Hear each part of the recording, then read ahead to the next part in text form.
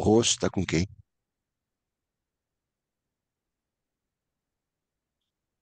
Boa noite a todos. Obrigado, obrigado pela sua presença, obrigado pela presença de todos aqui. Ah, Nosso grupo Judaísmo para Todos começa hoje mais um encontro que vai ter a presença especial do nosso querido Leonardo Vengrover. Meu nome é Nihad, eu coordeno a palestra de hoje, a palestra do Judaísmo para Todos. Nosso grupo foi criado pela comunidade da CIBRA, Sociedade Israelita Brasileira de Cultura e Beneficência de Porto Alegre. O fundador do nosso grupo, nosso querido Carlos Vencrover.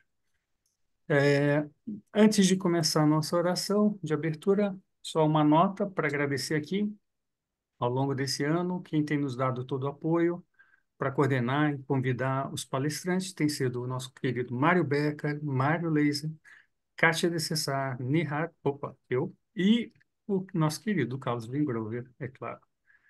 Carlos, vamos para a nossa oração de abertura? Certo.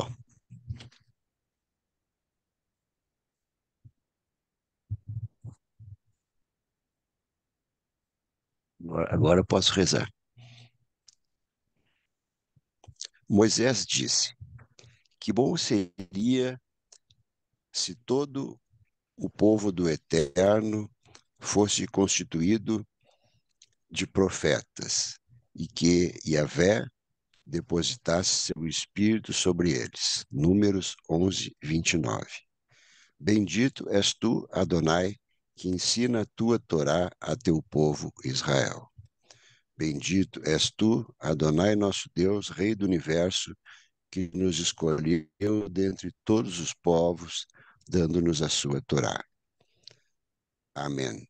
Amém. E ainda desejo que o nosso estudo de hoje faça a diferença na vida de cada um de nós, que a luz espiritual gerada nesse encontro preencha as nossas vidas e dos nossos queridos. Amém. Amém. Carlos, muito obrigado. Muito obrigado mesmo. Apenas para lembrar que está olhando o nosso vídeo gravado aqui no YouTube pela primeira vez, esses vídeos vão ser sempre disponíveis em nosso canal, ok? Então, o nosso palestrante de hoje, que é nosso querido Leonardo, deixa eu fazer uma leitura aqui da apresentação dele. Leonardo, se falta alguma coisa, você depois adiciona ou me corrige também. Então, o Leonardo é sócio fundador e CIO da W Advisors Family Office, fundada em 2005, responsável por assessorar clientes nos processos de gestão e prevenção do patrimônio e governança familiar. Palestrante, moderador e chairman em conferências de gestão do patrimônio familiar nacionais e internacionais. É conselheiro de administração do IBGC e ex-coordenador-geral do IBGC Capítulo Sul, além de professor e instrutor no mesmo instituto. É gestor e consultor financeiro de valores imobiliários pela CVM, com graduação em engenharia civil e especialização em economia e finanças pela PUC do Rio Grande do Sul e pela Wharton Business School. Leonardo hoje vai nos apresentar um tema cujo título é A História dos Judeus Etíopes, um povo livre em nossa terra.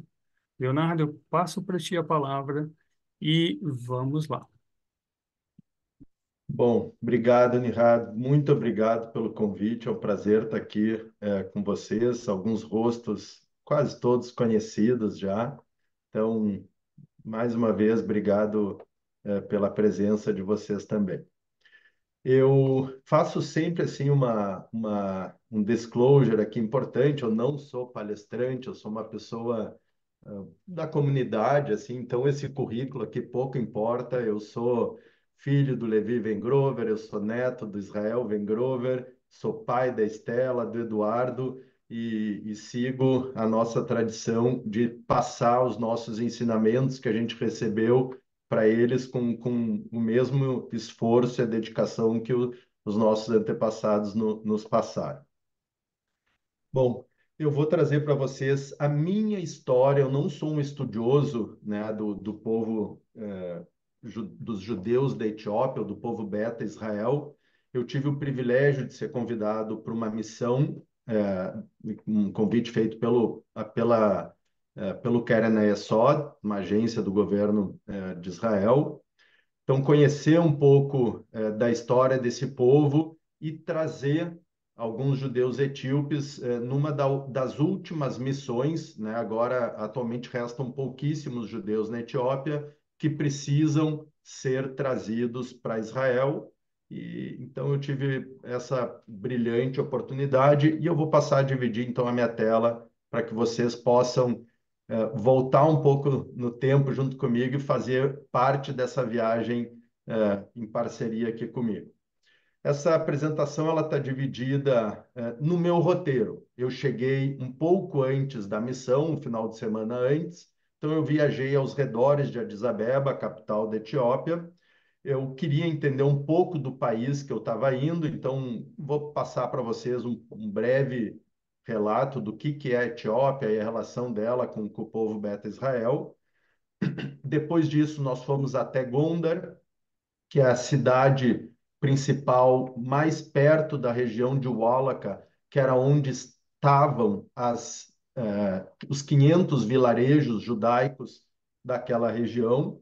Aí sim, a gente se aprofunda um pouco no povo Beta Israel, como que eles foram parar lá, como que eles preservaram essa cultura por mais de 1000 anos, né? Sem contato nenhum com a civilização ocidental ou com outras civilizações, e como que eles preservaram um judaísmo muito bonito, né? Um judaísmo muito mais baseado na Torá, né? E não um judaísmo tão talmúdico como a gente conhece.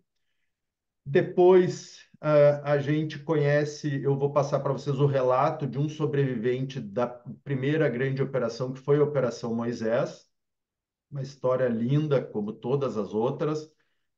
Só vou passar rapidamente pela história do Adani. Depois a gente desce para Gondar, conhece um pouco dessa comunidade de judeus convertidos ao cristianismo, mas que praticam o judaísmo. Vocês vão entender um pouco mais o que eu estou explicando. E, por fim, a gente vai para Addis Abeba, conhece um pouco da Operação Salomão, que foi a segunda grande operação, uma operação histórica também para o povo Beta Israel, para a comunidade judaica do mundo todo. E então a gente acompanha esse voo fretado, esse voo charter, com judeus etíopes indo pela primeira vez fazer esse caminho da Aliá, né, de elevação até chegar hoje em Israel, mas na história deles Israel não existe, o que existia era Jerusalém, que era o que estava dito na Torá. Se sobrar tempo, eu conto também um pouco do processo deles em Israel, como que é feita essa assimilação. Essa assimilação, essa integração deles com, com a comunidade já em Israel. Bom, vocês estão vendo a minha tela, imagino. Ótima. Está na tela, está funcionando muito bem. Então, tá bem. Bom, então, esse aqui foi o convite que eu recebi, final de dezembro, né? Então, um convite feito pelo Keren Sod, Agência Judaica, me convidando para essa missão única, uma missão exclusiva, dado a minha liderança comunitária e meu compromisso com a comunidade judaica. Eu fiquei mega honrado com esse convite, vocês podem imaginar. E eles convidavam, então, para entender o processo dos Olim etíope, como que a gente poderia apoiá-los nesse processo de absorção e integração com a comunidade judaica, com a comunidade em Israel, com a sociedade em Israel. Eles queriam entender o cuidado que eles recebiam na Etiópia, se a gente achava que estava adequada, essa pré-processo de aliar, e entender a cultura deles, a educação deles era uma peça-chave para o processo de absorção já na terra de Israel. Essa delegação, ela também teria a oportunidade de aprender sobre a comunidade judaica na Etiópia, né, e a sua luta pelo processo de retornar a Jerusalém. Eles acreditavam esse tempo todo, por mais de 1000 anos, que eles estavam de passagem na Etiópia, né? Então, isso foi passado de geração a geração, porque eles acreditavam que eles retornariam para a terra de leite e mel, onde todos falavam hebraico, onde todos tinham os mesmos hábitos que eles tinham em relação ao judaísmo, e todos eram negros, né? Eles nunca imaginavam que os judeus fossem brancos. Então, vocês podem imaginar o quanto foi difícil para eles chegarem em Israel. Hábitos completamente diferentes. Essa viagem, então, culminou nesse acompanhamento dos Olim, no reencontro com as suas famílias. Muitos passaram mais de 20 anos, 40 anos sem reencontrar suas famílias, e a gente, então, ia presenciar parte desse primeiro encontro na chegada em Israel. A minha esposa me apoiou na viagem, eu tive que tomar a decisão muito rápido, então, já entrando um pouco no que foi a viagem em si. Então, a Etiópia, ela era um estado monárquico, né, ao longo de toda a sua história. Essa dinastia etíope, ela tem raízes no século X antes de Cristo, potencialmente é onde se originou os Homo sapiens, né? É lá que foi encontrado a Lucy. A Lucy tem 3,2 milhões de anos. Ela foi descoberta em 74 e oficialmente é o fóssil mais antigo da história. É um país com laços históricos às três maiores religiões abrâmicas do mundo, né? Os cristãos oficialmente eles são a religião do Estado, né? A maior parte da população é cristã, 70%, e 30% são muçulmanos. O período da queda da monarquia etíope, então, se transformou num dos países mais pobres do mundo. Eu acho que essa é a imagem que a gente acaba tendo da Etiópia, né? Um país de escassez de alimento, fome na década de 80, morte de milhões de pessoas, mas hoje ela é um dos países que mais cresce na Europa, né? Nos anos 80, existia ainda uma população significativa na Etiópia, uma população judaica. Na era de 1700, eu acredito que tenha sido o auge da nossa população, com mais de 1 milhão de judeus vivendo na Etiópia. E o reinado de Salassié, que foi o último reinado, ou o Tafari Makonnen, ou também o Ros Tafari, ou Rosh Tafari, né? Então a gente vai ver muitas ligações com a nossa cultura judaica. Ele chegou no final em 1974, quando o ditador Mingitsu ele deu um golpe militar, pondo fim então a essa dinastia salomônica, instituindo então uma ditadura na Etiópia. E o amárico é a segunda língua semítica mais falada no mundo, é a língua da Etiópia, só perde para o árabe, e não é a mesma língua do aramaico que a gente tá acostumado.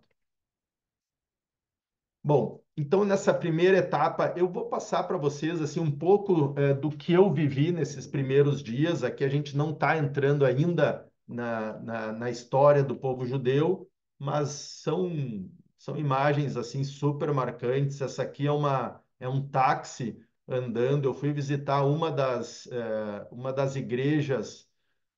Existem várias na Etiópia, e elas são igrejas feitas pelo Ali, Ali, Alibeba, acho que em seguida eu me lembro do nome. Mas eles escavavam então rochas e faziam essas igrejas em rochas escavadas, assim. E tem peregrinações durante épocas específicas do ano. Esse final de semana era um período de festas, eles estavam comemorando algo importante. Então, estava o fluxo muito grande para essa igreja específica, eram milhares de pessoas. eles são bastante religiosos, né? E por onde a gente passava, a gente ia causando atenção. Assim como eles nos chamavam muito a atenção, nós também, o tempo todo, pessoas querendo bater fotos da gente e algumas pessoas nos acompanhando, tentando entender o que que a gente fazia ali dentro daquele contexto. Eu vou passar um pouco rápido, nosso tempo é curto, né? Então, essa aqui é uma menininha estendendo a mão. Aqui a gente está começando a entrar nessa igreja. Dentro da igreja eu não pude fotografar. Esse menininho nos acompanhou durante toda a visita. E lá eles têm o hábito, então, de homens andarem de mãos dadas também. Então, assim, é uma região toda muito monocromática. Assim, sempre que eu via alguma cor diferente, eu acabava fotografando. Bom, então, na segunda-feira começou a nossa missão propriamente dita. Nós chegamos em Addis Abeba e já às 10 da manhã nós partimos para essa região de Gondar. Nessa região de Gondar, nós aterrissamos, pegamos jipes e nos deslocamos para a região de Wallaka. Lá a gente visitou a sinagoga de Wallaka, a gente visitou o cemitério, a gente visitou a escola de Wallaka. Então, era o centro da comunidade judaica nessa região, 500, em torno de 500 tribos, pequenas comunidades judaicas viviam no entorno dessa região de Wallaka, que era talvez o nosso centro comunitário. Então, para vocês terem uma ideia, né, aqui está a região de Addis Abeba, Etiópia, aqui é a Eritreia, aqui é o Mar Vermelho, aqui já é o Sudão e o Wallaka está nessa região aqui um pouquinho mais em cima. Então, o que que é essa região de Wallaka e um pouco já em relação ao povo Beta Israel? É o principal centro do povo Beta Israel. O reino judaico Beta Israel ele foi estabelecido em 325 da era cristã, chegando a ter mais de 500 aldeias nessa região.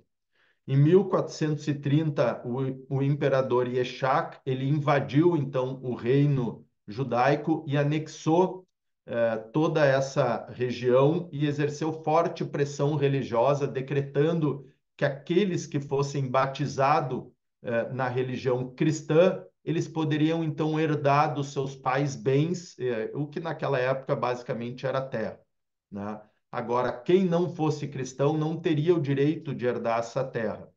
E uma vez que essa pessoa não tem o direito de herdar numa época onde a agricultura de subsistência era muito relevante nesse processo, né, eles se tornavam andarilhos, ou pessoas sem terra, e esse é o termo de falacha, né? É um termo, então, depreciativo. Muitos de vocês já devem ter escutado, né, os falacha moura, né? Eles não gostam desse termo. Eles se denominam como Oritaui, ou um povo da Torá. Na década de 1620, 1630, o imperador Sucênio, um católico, ele acabou, queimou os registros judaicos e os livros religiosos e ele extinguiu qualquer prática da religião judaica dentro da Etiópia. Então, boa parte de toda essa cultura do povo judeu se perdeu em 1600, no início do período de 1600. E, de acordo com relatos contemporâneos, essa população judaica chegava a ter mais de 1 milhão de judeus na Etiópia. Hoje, como eu mencionei anteriormente, não existem mais judeus em Wallaka, mas a nossa história segue firme nessa região. Então, aqui nós posamos em Gondar e começamos a fazer esse trilho, esse caminho para chegar à região de Wallaka, que é uma região já mais montanhosa. No pé dessa região montanhosa tinha uma feira, duas vezes por semana eles têm essas feiras. Então, ao longo da Etiópia, tu vê o povo caminhando muito, né? Eles são muito magros, eles caminham muito, eles descem as montanhas com seus jumentos, ou carregando, trazendo seus sacos, fazem suas compras e regressam, carregando esses mantimentos de volta para suas aldeias. Que eu consegui capturar um momento. Eles são muito bons lutadores de taekwondo, né? Um esporte nacional. Não sei exatamente como ele chegou na Etiópia. Então, eles vão carregando esses jumentos. Aqui ela está fazendo o caminho de volta para a região. Aqui também mais uma captura desses meninos nos observando. O nosso comboio fez uma parada e esses meninos estavam no pé de uma pequena montanha. Assim, é tudo muito bonito, as cores são muito bonitas, esse céu está sempre azul. Então, aqui são os nossos jipes, né, que estavam carregando o nosso grupo, que eram vários presidentes da agência judaica, não, do Querené só, do Fundo Comunitário, e outras pessoas que estavam nessa nossa missão. Bom, que é o povo Beta Israel e qual é a origem desse povo, né? Então, existem três grandes correntes relacionadas a esse povo. A primeira dela diz que esse povo surgiu com a divisão do reino do norte de Israel com o reino de Judá do sul, após a morte do rei Salomão. Outros tomam como base o retorno de Menelik à Etiópia, e o Menelik, então, ele é de fato considerado o primeiro imperador salomônico da Etiópia. E ele, então, seria filho do rei Salomão com a rainha de Sabá. Na Etiópia, eles acreditam nessa versão, né? E o rei Salassi, que foi deposto em 1974, ele era desta dinastia salomônica. Então, ele era da dinastia de Menelik. Entretanto, assim, a teoria que é mais aceita, ela diz que o povo Beta Israel, ele vem da tribo de Dan, como muitos outros filhos de Israel, quando teve o exílio do povo judeu após a destruição do primeiro templo pelos babilônicos, eles acabaram se exilando naquele mapa que eu mostrei para vocês no Egito, saindo do Egito, indo para a Eritreia e posteriormente descendo então para a Etiópia. Essa é a definição, a interpretação mais aceita pelos estudiosos. Assim, os outros eles acham que é meio folclórico, assim. Bom, e a relação do povo Beta Israel com o judaísmo? Como que eles praticavam esse judaísmo, né? Então, eles não tinham convivência com os grandes filósofos, os interpretadores da Torá, né? Eles não conheciam o judaísmo talmúdico. Eles conheciam o preceito, o conceito oral da Torá. Eles não conhecem o Talmud, não conhecem a Mishnah, não usam os Peiot, mas atualmente eles já colocam o Tefilim, né? Foi algo que eles, na Torá, tem essas passagens, então eles também aderem ao Tefilim. Eles sempre seguiram esses preceitos de uma forma mais expressa. Eles observam o Shabat, são bastante religiosos em relação a isso, usam o Talid, os Tzitzit, e eles respeitam a Kashrut. O calendário deles é o lunar, então eles têm todos os feriados que estão na Torá. Por exemplo, Hanukkah não é um feriado que eles comemoram, né? E eles viveram isolados da nossa comunidade ocidental durante todos esses anos. E essa kashrut deles também é uma kashrut bastante literal. Eles, na Torá, e Carlos, quem quiser me corrigir aí, por favor, mas está dito que a gente não pode cozinhar, né, a carne no leite, né, no leite materno.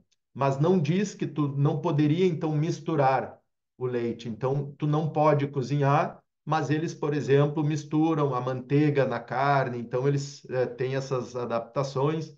E tudo que é dito na Torá que tu não pode comer, eles não comem. Aves, peixes, nada disso. Eles se permitem. Eles só podem comer comida feita por judeus e não por não-judeus. Só podem comer carne que um líder religioso deles tenha abatido. Em 1859, então, missionários protestantes liderados, vejam só, né, por um judeu convertido, Henry Aaron Stern, eles começaram então a peregrinar para a Etiópia e acabaram conhecendo essa comunidade Beta Israel e começaram a trabalhar para converter esses judeus ao cristianismo. Esse mito das tribos perdidas, então, intrigou Jacques Faitlovich, e ele era um aluno de Joseph Alevi, que também foi um grande estudioso e começou a estudar sobre os judeus etíopes.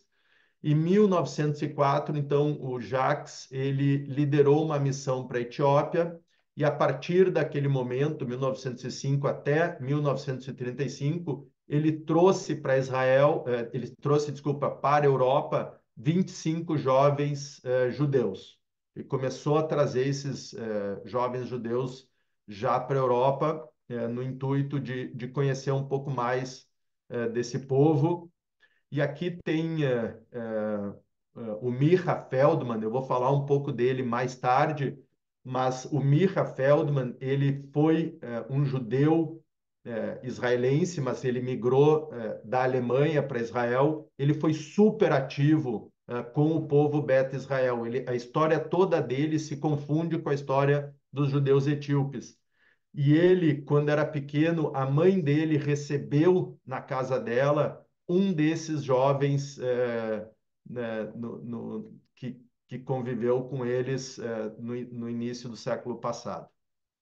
Bom, na época de Menachem Begin, então, começaram a ter decisões claras em relação a esses judeus etíopes, né, se eles estariam aptos ou não ao processo de aliar, né? Para serem aceitos no processo de aliar, tu precisa ser judeu, tu precisa ser reconhecido como judeu. E teve uma discussão muito acalorada em Israel entre os religiosos se esses judeus eram de fato o judaísmo que eles praticavam seria reconhecido pelo nosso judaísmo, porque em tese, né, a Allahá não reconheceria os hábitos deles. Mas depois de bastante discussão, eles foram aceitos, né? O Ovadia Yosef, então, decretou que, como chefe do rabinato, que eles sim estariam aptos a fazer o processo de aliar, mas, por via das dúvidas, todos precisariam fazer um processo de conversão ao chegarem em Israel. Pessoal, não sei se vocês têm alguma dúvida em relação à história até aqui. Se vocês quiserem perguntar, fiquem à vontade. Leonardo, deixa eu te Oi? fazer uma pergunta. Quando tu Sim. colocaste aquele roteiro lá no início da tua viagem, que ano foi aquilo? O do roteiro da minha viagem foi ano passado. Ano No passado. início de. Tá. É isso. Foi em janeiro do ano passado. Ok, ok. Não, legal, legal. Só para contextualizar o tempo do evento, porque realmente é bem recente, né? Tem muita Eu tive. experiência vivida aí, né? Exatamente. Oi, Cláudio. Oi, sobre a questão da origem, até que ponto foi pesquisada a questão de DNA, da cor da pele, né? Se houve conversões, miscigenações, os dois. É. Olha, Cláudio, eu não vou saber te dar detalhes, assim, eu te peço desculpas, como eu disse, assim, eu não sou exatamente um pesquisador, mas a corrente mais aceita é que eles teriam derivado do povo. Se essa comunidade se estabeleceu lá em 325 da era cristã, certamente houve muita miscigenação, né? Eles passaram então a ter uma cor negra, né? E Também mas pode ser um pouco em função de seleção natural, mas aí levaria mais tempo. Ou também, seja, como as pessoas de cor negra resistem melhor ao sol, né, elas sim, tendem a se reproduzir mais e vão escurecendo. Mas sim, para isso é muito pouco tempo, 2000 anos é pouco tempo para isso. seria Mas pouco tá. tempo. Ok. Obrigado. Bom, nada. Leonardo, Bom, deixa eu sim, te fazer só mais uma pergunta. Nesse processo de descoberta, digamos, do povo nessa região que tu mencionou, foi encontrado alguma coisa de literatura em mãos? sim, sim, tem bastante literatura. Em 1620, em 1630, se perdeu muita coisa, Sim, né? Muito dos registros, e dos livros sagrados foram queimados, né? Mas se tem registros, se tem as sinagogas, tem uma série de documentos que contam dessa história. legal, legal. Oi, Ah, Carlos. isso. Só queria comentar rapidinho sobre o que o Cláudio Walter falou. Salomão tinha mais de 300 filhos, muito provavelmente de várias raças. Só isso. Tem uma vertente que diz que seriam descendentes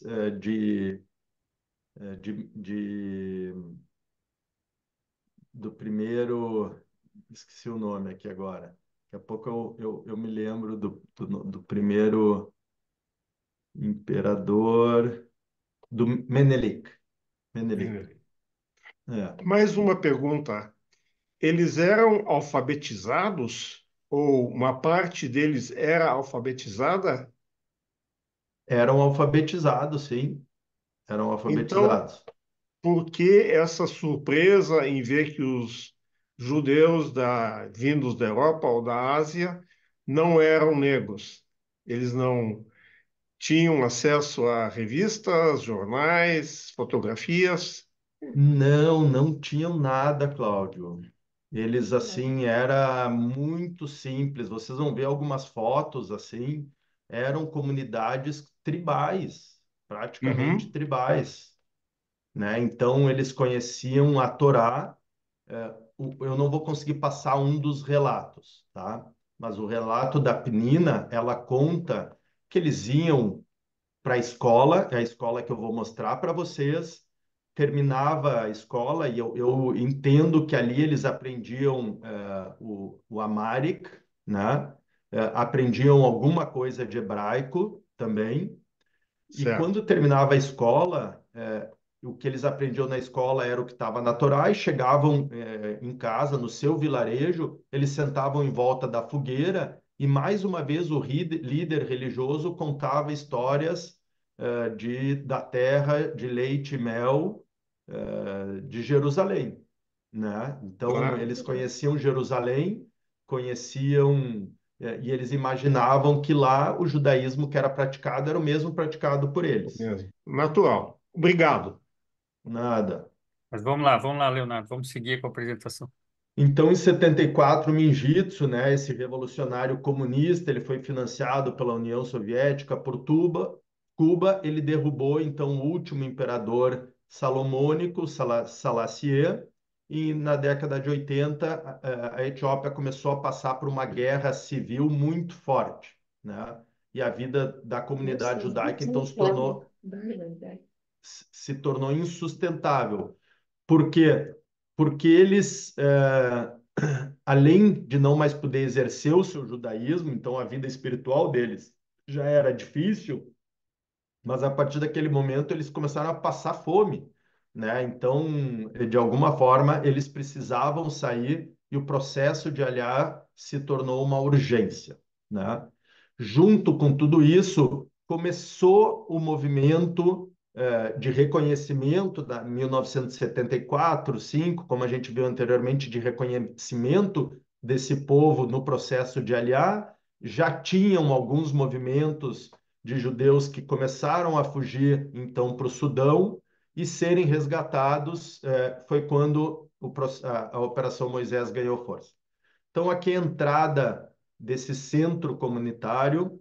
Essa aqui era a escola, né? Não existem mais alunos nessa escola judaica, né? Já não tem mais alunos, eram 3 prédios, e esse aqui é um centro de 500 pequenas tribos, né? Então tu vê que hoje o que está ali já é uma cultura já bem mais moderna, né? Então aqui tu tens uma tabela periódica, um pouco de estudos do sistema respiratório, aqui até algumas palavras em inglês dentro dessa sala de aula.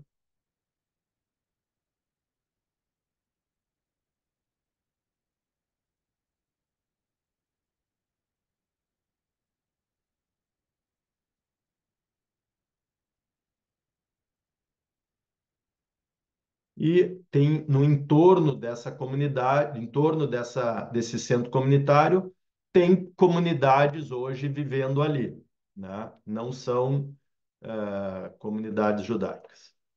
E aqui está a nossa sinagoga, sinagoga da Etiópia. Recentemente ela foi recuperada. Super engraçado também que eles praticam uma forma de captação muito parecida com a nossa, né? Então eles passavam o chapéu na comunidade e quem doava recebia um donor's wall aqui, nada muito diferente. Até nisso a gente conseguiu manter tradições paralelas, similares, assim, né? Sabe-se lá, então, de quando se remonta a nossa tradição de passar o chapéu na comunidade. Esse aqui é dentro da sinagoga e eles têm o hábito de enfeitar, né? Eles não têm tapete, é uma vida muito simples, então eles decoram com folhas. Todas as casas que a gente ia, que nos recebiam, eram decoradas com folhas, é uma forma de receber os visitantes. E mais uma vez, por onde a gente passava, a gente era a atenção, né? Olha essas meninas, o olhar delas, é tudo muito único, assim, na Etiópia, assim, as coisas que a gente... Esse rapaz aqui, vocês não conseguem ver, talvez, mas ele está armado, né? Então, tem um risco. Nós constantemente fomos escoltados também por militares. E aqui a gente entra, então, na Operação Moisés, né? Então, essa operação aprovada, né? A lei de retorno desses judeus etíopes, Israel começou um processo através dessas operações secretas de resgate da população que vivia abaixo de mau tempo na Etiópia. Então, foi uma operação que teve um esforço conjunto, tanto do Mossad quanto da CIA. Em 1984, eles trouxeram mais de 8.000 judeus, né, mais ou menos nesse período que foi a Operação Moisés. Esses judeus, Beta Israel, eles fugiam a pé da Etiópia até os campos de refugiados que ficavam no Sudão, levavam de 2 a 4 semanas. Se estima que 4.000 pessoas morreram durante essa caminhada e durante os relatos que a gente ouve das pessoas, famílias de 6, 7, 8 pessoas, 3, 4 morriam, né? Além de ser um trajeto muito sofrido, falta de alimento, o que mais matava era água contaminada nesse período, né?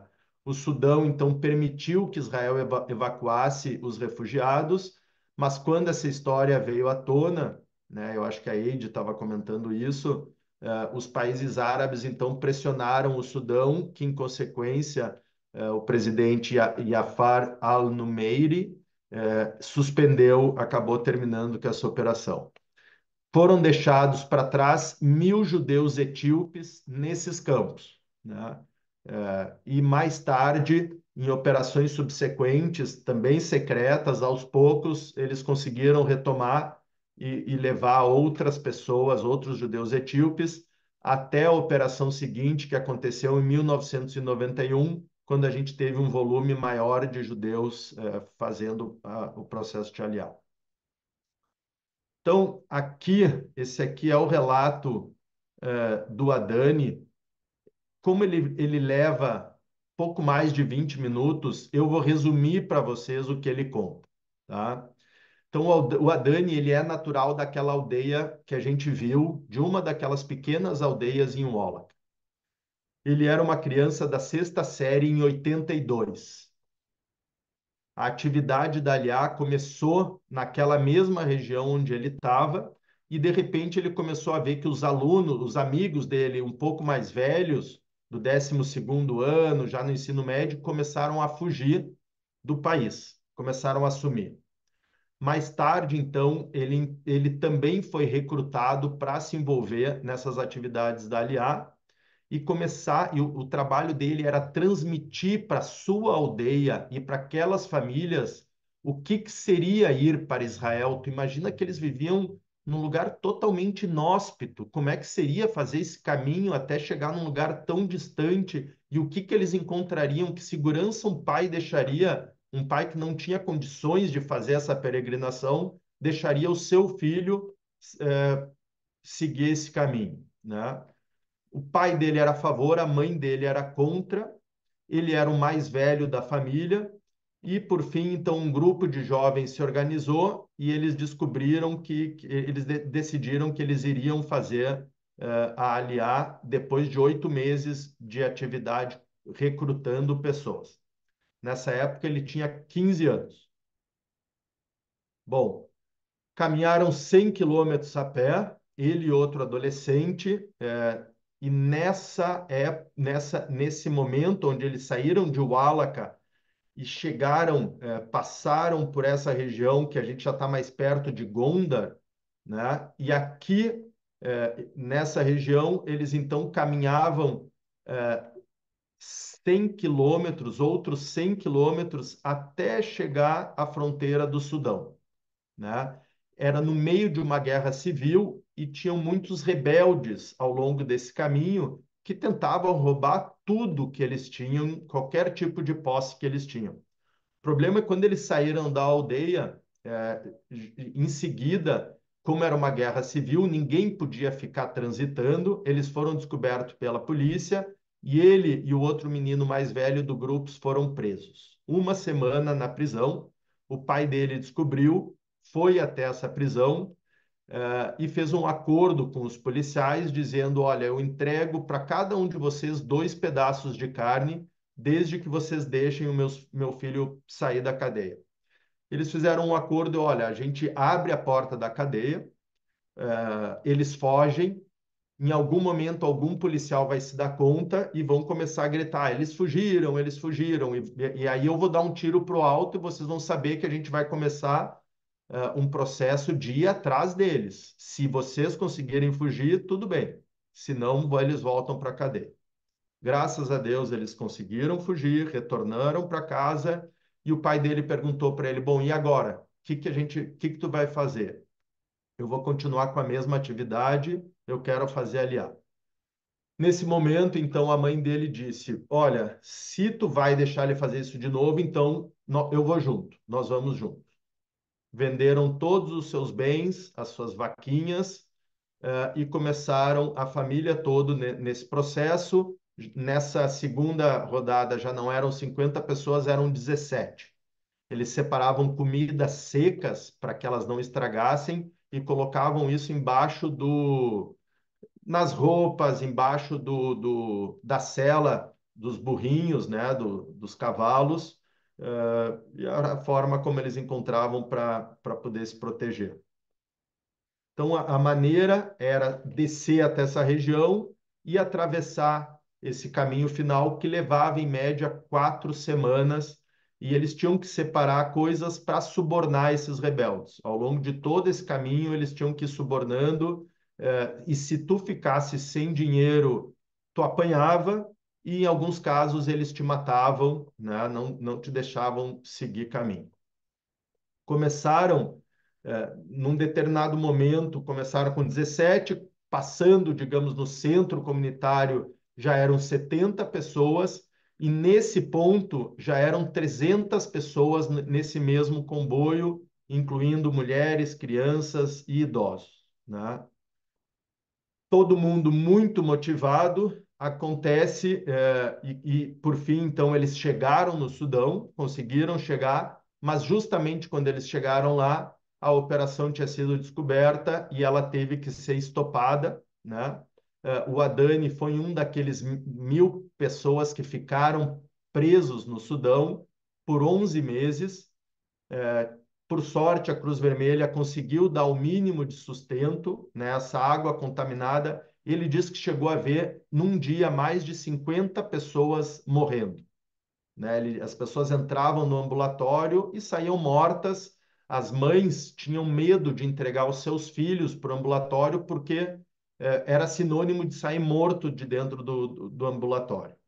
A família dele perdeu, eram 6 filhos, 3 morreram, mas como diz o pai do Adani, ele fala isso, né? Uma pena a gente não poder ouvir aqui, mas que a grande inspiração do Adani, ele diz, olha, esse foi o preço que eu paguei para que vocês pudessem viver, porque senão todos nós teríamos morrido.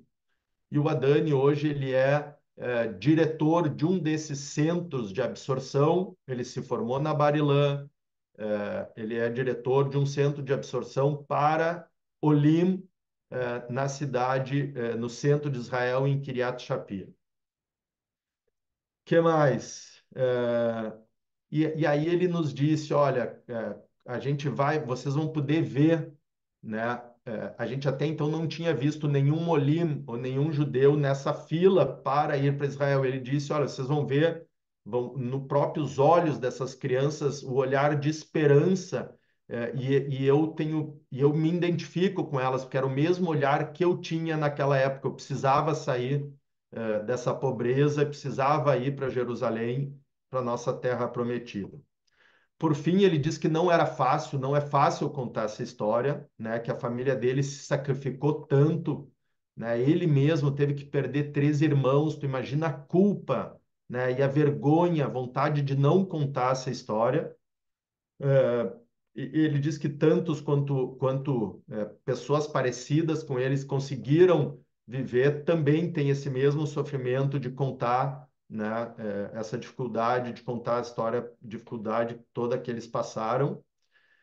E ele agradece, então, toda a comunidade mundial. E aí eu estendo o convite, o agradecimento que ele fez, porque eu sei que muitos de vocês também ajudaram agora no 7 de outubro e ajudam o Fundo Comunitário a trazer esses Olim, seja da Ucrânia, da Rússia ou da Etiópia, como foi naquela época. Então, aqui mais um pouco dessa ideia assim, do que era esse caminho que eles tiveram que percorrer. Aqui uma vista aérea, enquanto eu tomo uma aguinha.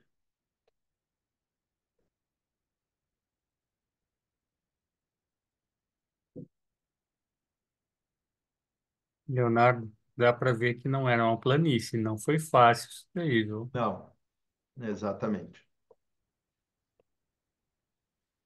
Pessoal, perguntas aqui sobre a história do Adani e da família dele.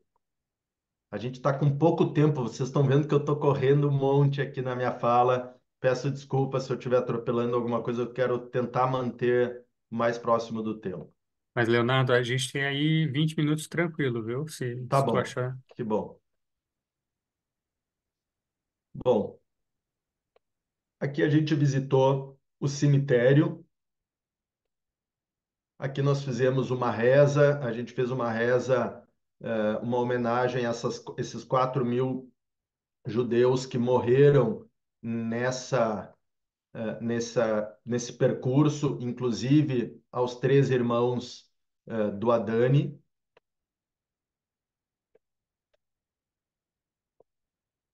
Que viagem, pessoal! Olha, posso dizer para vocês que foi muito impactante.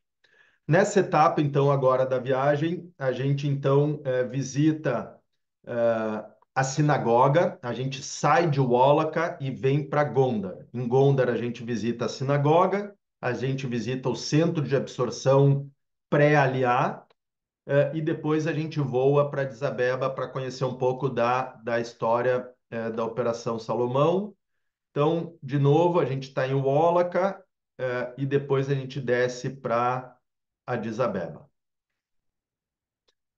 Esse aqui, então, é o centro comunitário em Gondar, bandeirinha de Israel ao lado da bandeira da Etiópia. E esse aqui, então, são judeus convertidos ao cristianismo, mas que super se identificam com o judaísmo. Assim, em outras palavras, eles foram obrigados a se converterem ao cristianismo, né? E hoje Israel ele é obrigado a fazer um filtro para identificar dessas pessoas quem de fato tem origens judaicas, porque nada impede que algum etíope queira sair da Etiópia, né, e por isso se aproxime do judaísmo, mas ele não estaria eleito para fazer esse processo de absorção. Cada olim tem um custo muito caro para Israel, né? E é um direito de quem tem origem judaica, né? Não, infelizmente não de outros. Então, aqui o culto, homens separados de mulheres, todos de tefilim, as crianças rezando, crianças colocando tefilim. Aqui nesse momento, então, a reza, se eu não me engano, era quinta-feira, né? Segunda e quintas-feiras que se lê a Torá, é isso, Carlos? Então, era um dia específico, Isso né? vai depender de qual orientação, né? Tá bem. Por exemplo, no reformismo lá na Cibra, Todo não tem dia. isso. Só Não tem. quando tem a bar mitzvah ou bat sábado de manhã. Sim. É o mais comum. Bom, então aqui a parte de rezas já tinha acabado, então eles tiraram as cortinas, as mulheres já estão de novo junto com os homens, né? As mulheres também sempre tapadas. E nesse centro comunitário tem também a escola judaica. Esse aqui era o diretor. As crianças então recebem comida, né? Algo bastante importante para eles, todo tipo de alimento. Eles seguem tendo uma vida muito simples, né? São, tá linda essa foto, né? As crianças muito linda. Aqui os meninos participando de aulas. Eles nos receberam com músicas judaicas, cantando músicas judaicas. Aqui essas meninas já tinham feito bata, então elas estão no banhinho da mikve. Atrás delas aqui é a mikve.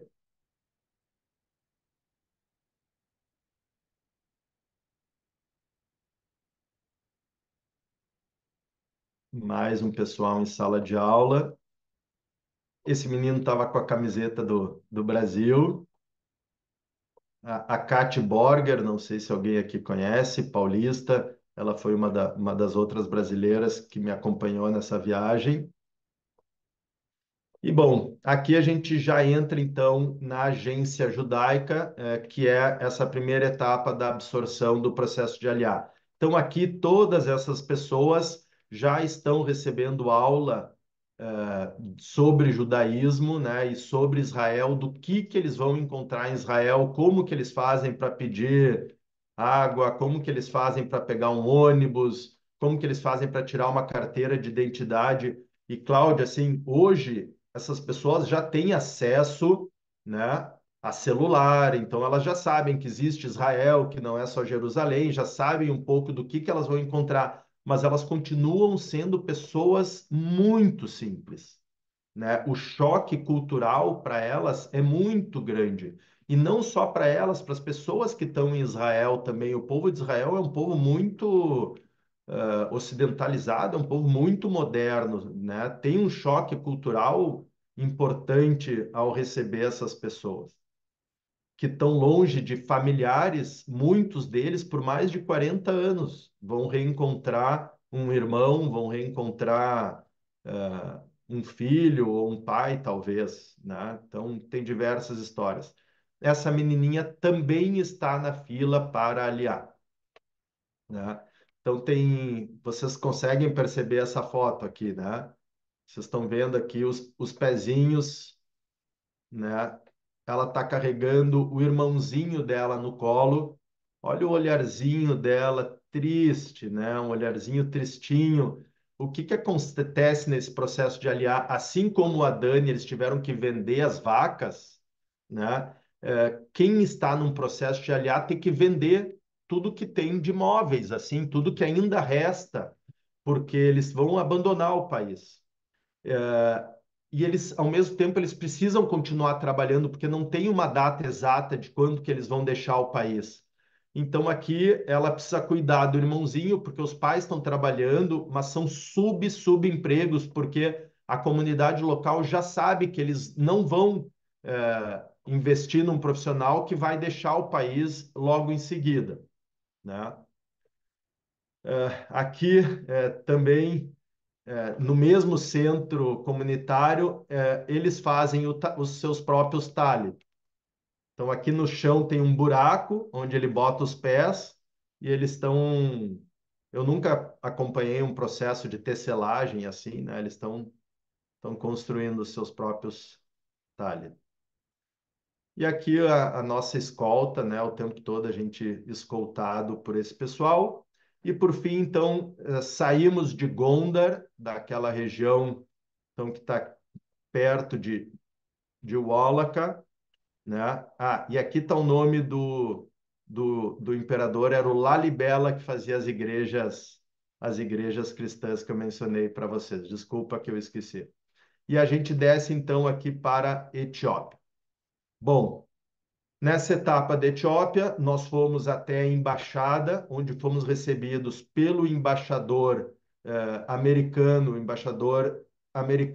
na Etiópia e também pelo embaixador de Israel na Etiópia. Fomos recebidos por ambos, jantamos com eles. No dia seguinte, visitamos também de novo a embaixada e aí o Micha Feldman nos contou essa figura tão importante na Operação Salomão, aquele mesmo que eu comentei para vocês, que lá atrás tinha convivido na Europa com um judeu etíope, e ele só foi se dar conta disso quando ele já estava envolvido com o processo dos judeus etíopes. Ele diz que isso ficou guardado inconscientemente numa caixinha e quando ele se deu conta que aquela pessoa era um judeu etíope, aquilo então passou a fazer todo sentido do porquê da tamanha dedicação que ele tinha com aquele povo.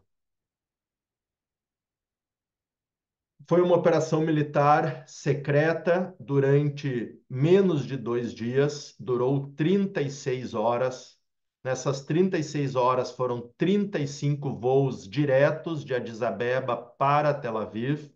Foram levados 14.325 judeus etíopes para Israel. Usaram-se aeronaves C-130 da Força Aérea e Boeings comerciais 747 da El Al. Uma dessas aeronaves, a 747, transportou 1.088 pessoas, incluindo dois nenês que nasceram a bordo deste voo. Foi um recorde mundial de maior número de passageiros numa aeronave. Durante um dia, esse recorde esteve no Guinness, depois foi considerado pelo Guinness uma operação militar e eles retiraram esse recorde do livro dos recordes. 8 crianças nasceram nessas 36 horas.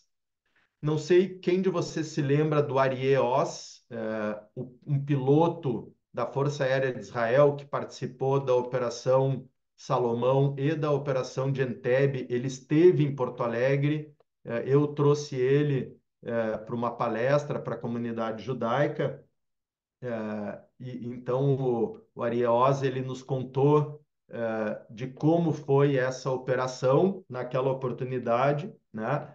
Ele contou que foi super interessante que quando ele embarcou, eles tinham que contar os passageiros, eram 1.088 passageiros. Quando eles chegaram em Tel Aviv, já eram 1.070 passageiros. Estavam faltando algo perto de 20 passageiros.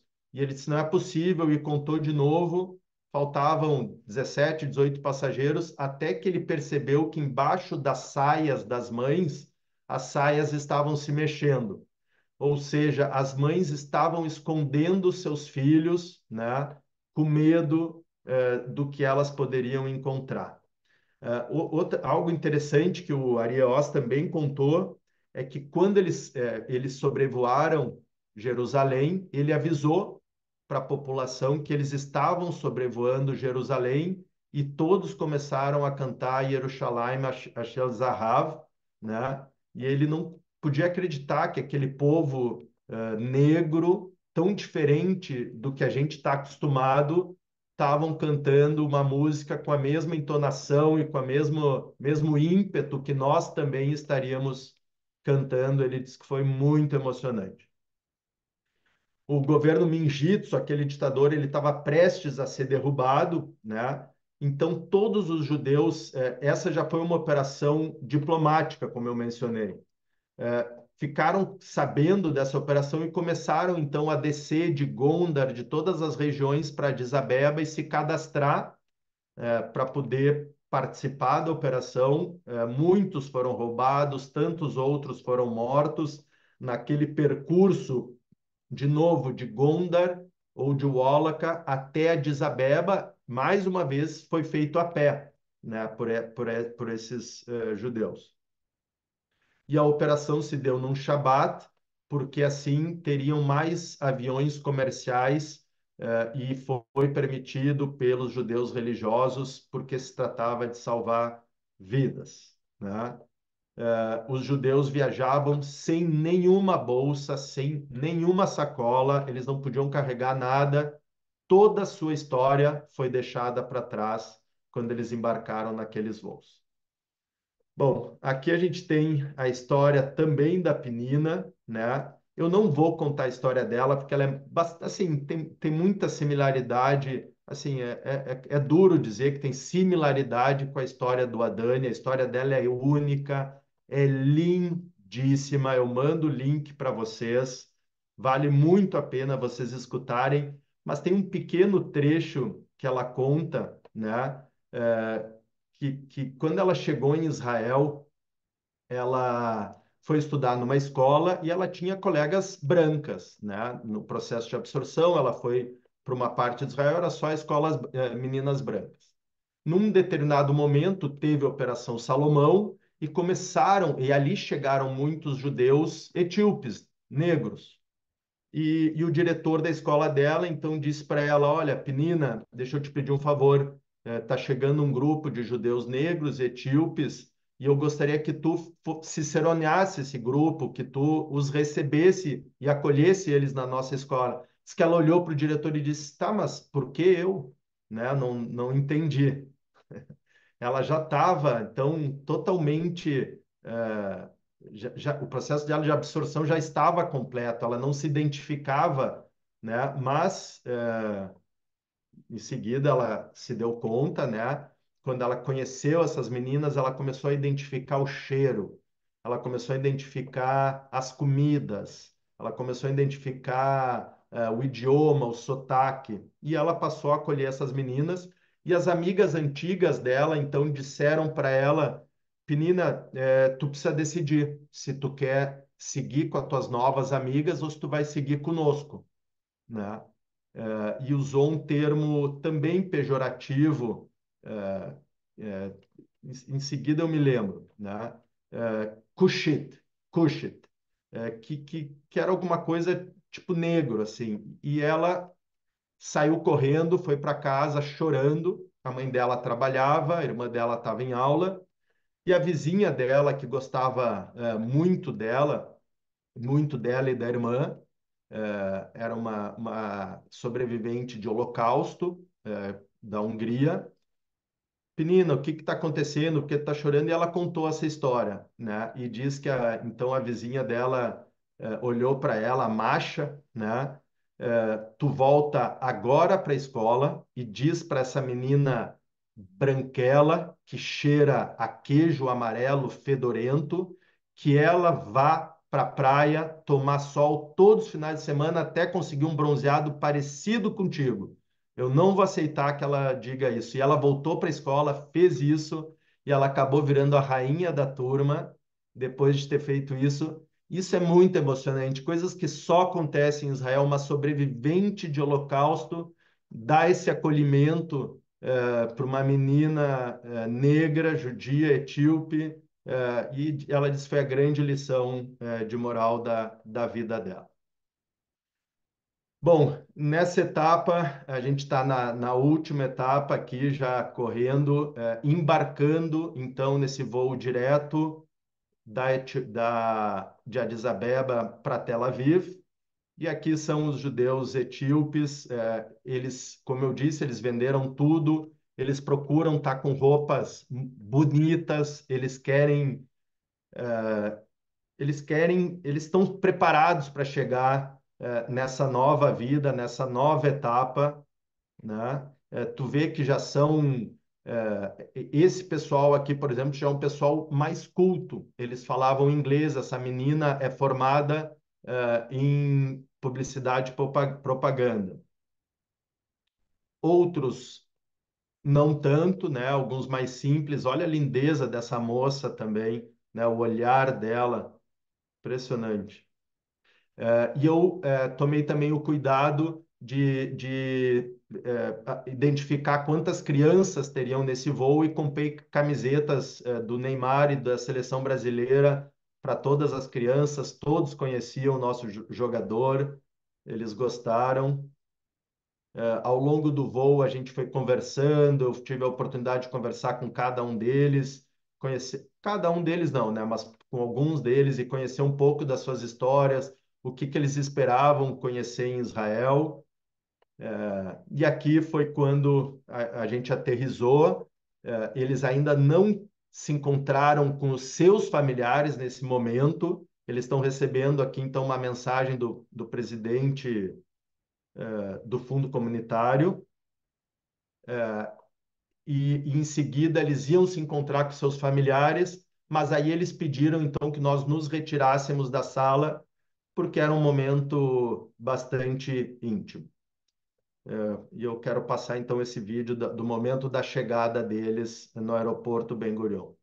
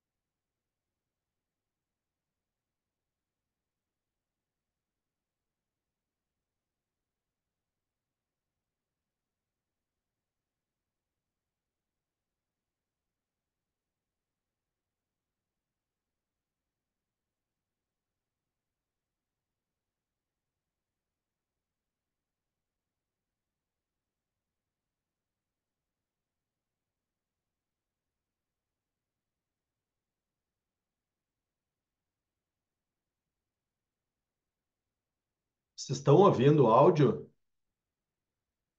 Não? Pena.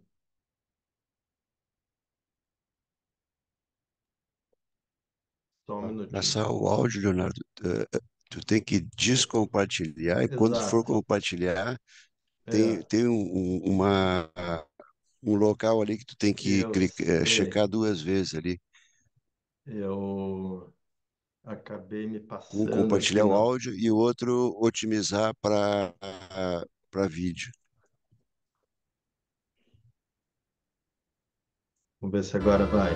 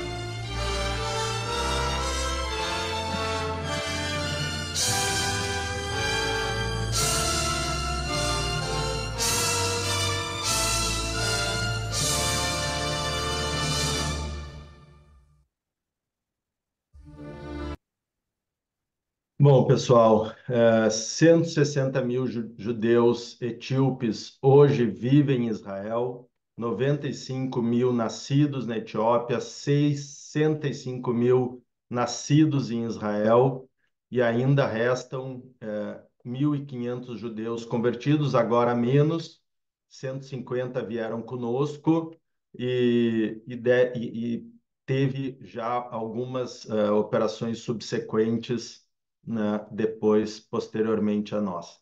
E aqui uma palavra final, antes de encerrar, né, que o Rabino Baal Shem Tov, no século XVIII, ele comparou o povo judeu à Torá, né, onde cada judeu é uma letra do texto sagrado, e na Torá, uma única letra danificada, rasurada, ela torna aquela Torá não kasher. E no judaísmo, então, o Rabino Sacks faz uma analogia dizendo que o afastamento de um judeu do seu direito ou do seu desejo de exercer o judaísmo pode causar o sofrimento de todo um povo. Então, com essa citação do Rabino Sacks e do Rabino Baal Shem Tov, eu termino aqui a minha apresentação. Muito obrigado. Muito obrigado, Leonardo. Palmas, palmas, palmas, palmas. Sinceramente,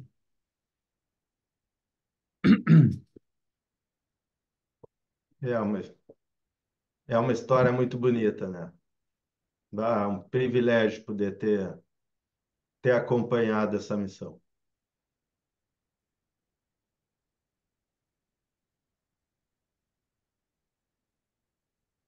desculpa. É, alguém tem alguma pergunta? Momento das perguntas.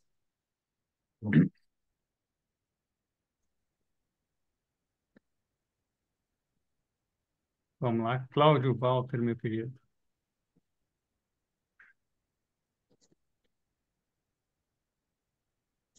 Está no mudo, deixa eu tirar você do mudo aqui.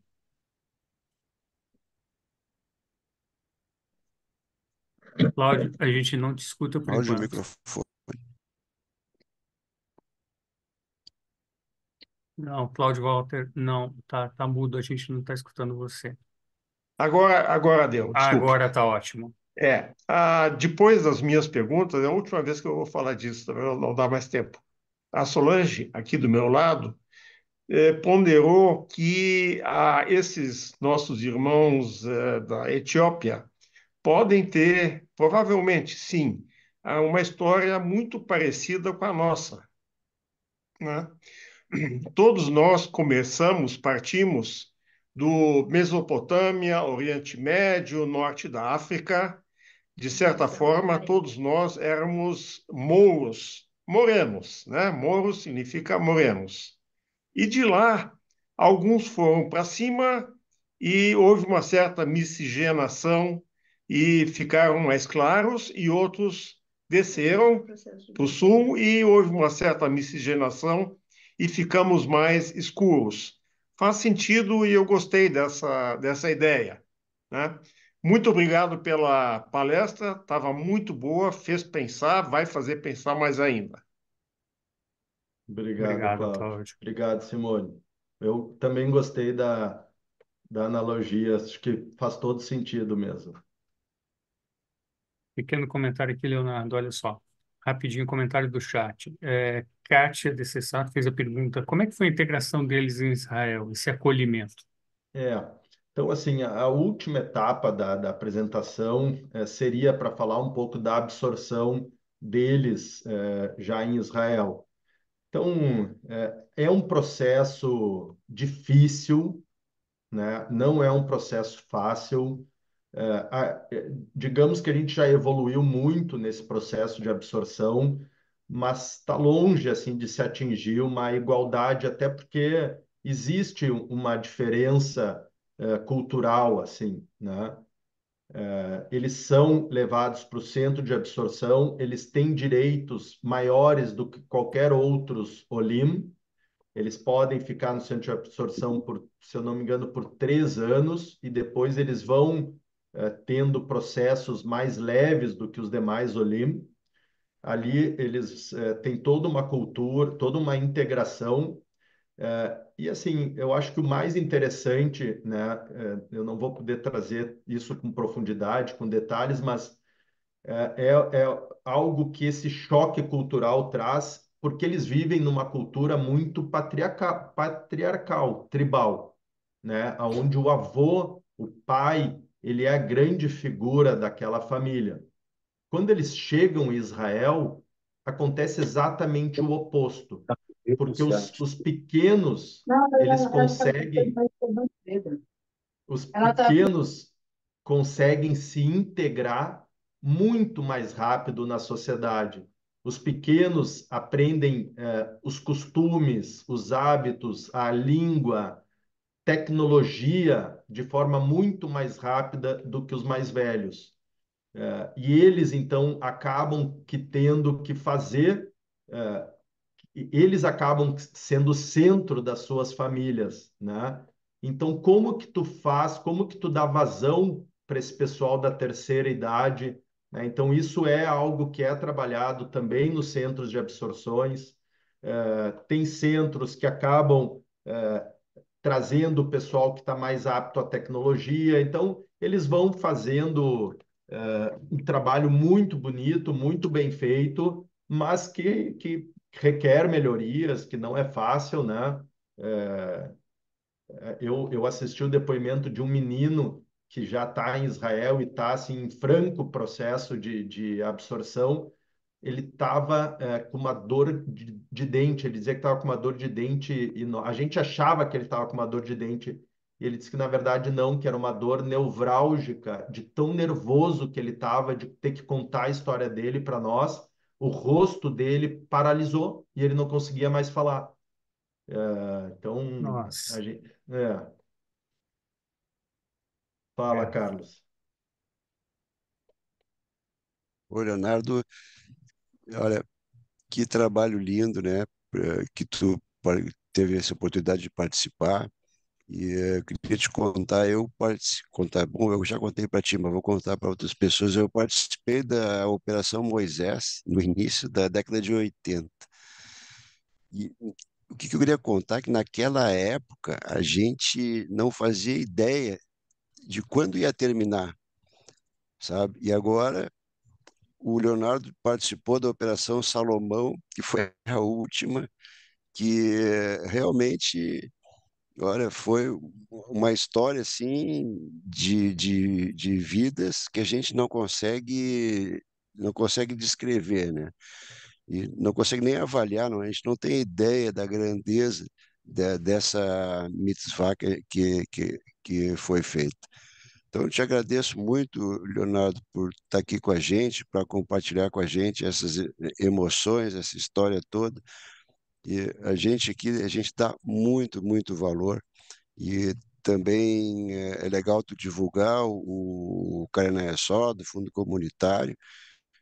E se alguém tiver a oportunidade de trabalhar no Fundo Comunitário, vai ver que é uma das maiores satisfações que a gente tem é trabalhar no fundo comunitário e participar de uma operação dessa. Eu me lembro que quando a gente começou com a Operação Moisés, o fundo comunitário bateu o recorde de arrecadação. Ah, não tinha quem não botasse US$ 1.000 ali para realizar esse milagre, né? Foi um milagre, né? E acabou, né? Não vou dizer assim com 100%, né, de aproveitamento, que morreu muita gente, mas que deu uma nova vida para um povo e aquele povo ensinou muita coisa para a gente. Então, muito obrigado, Leonardo. Obrigado, Carlos. Leonardo, A, desculpa. a última grande operação, Ucrânia e Rússia, já são mais de 80 mil Olims também, né? Vindo majoritariamente Ucrânia, mas Rússia também. Leonardo, obrigado. Deixa eu compartilhar aqui alguns outros comentários do chat rapidinho. A Márcia Raskin, que fotos lindas sobre as fotos, que realmente é incrível a beleza das fotos que tu compartilhou. Muito obrigado. A Reide comentou aqui, eu acho que interpretei a palestra do piloto em Porto Alegre. Opa, A Rede me fez ela foi a nossa intérprete, exatamente. Nossa, legal. A Márcia, de novo aqui, emocionantes esses relatos.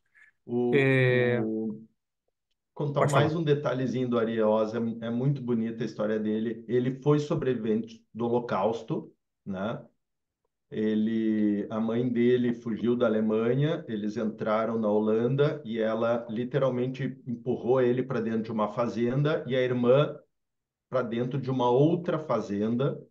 Os pais fugiram, conseguiram seguir caminho, e ele então viveu dentro dessa casa, de uma família que o acolheu, e ele vivia no sótão, escondido. E lá ele ficava olhando, ele não podia sair dali, a única coisa que ele via eram os aviões passando, sobrevoando, né, por causa da guerra, e o desejo dele, então, era ser piloto quando ele crescesse. Quando acabou a guerra, eles, então, conseguiram se reencontrar com os pais, foram todos para Israel, fizeram aliar, e ele acabou se tornando piloto do exército e depois piloto comercial, participou da Operação de Entebbe e da Operação Moisés, Salomão. Ele pilotou um daqueles quatro grandes Hércules da Operação de Entebbe, né? Vocês também têm filmes, vocês devem ter visto, né? O resgate do avião foi sequestrado. E mais tarde, num voo comercial, ele também teve a honra de transportar os pais que adotaram ele na Holanda para uma homenagem que eles iriam receber em Israel. Os pais não sabiam, então ele, como comandante, ele puxou e começou a contar, né, que naquele voo tinham duas pessoas que tinham acolhido, e aí contou um pouco da história dele. Diz que o avião inteiro levantou de pé e começaram a aplaudir esse casal de cristãos que acolheram o Ariós. São muitas histórias, né? Sem dúvida, sem dúvida. Olha só o comentário do Mário Leiser. Parabéns, a palestra foi ótima. A Márcia Raskin, novamente, uma contribuição, um herói do nosso tempo, nome de um filme, uma história do menino que migra para Israel. Mário Becker também comentou, fantástica descrição de uma epopeia, Kol HaKavod.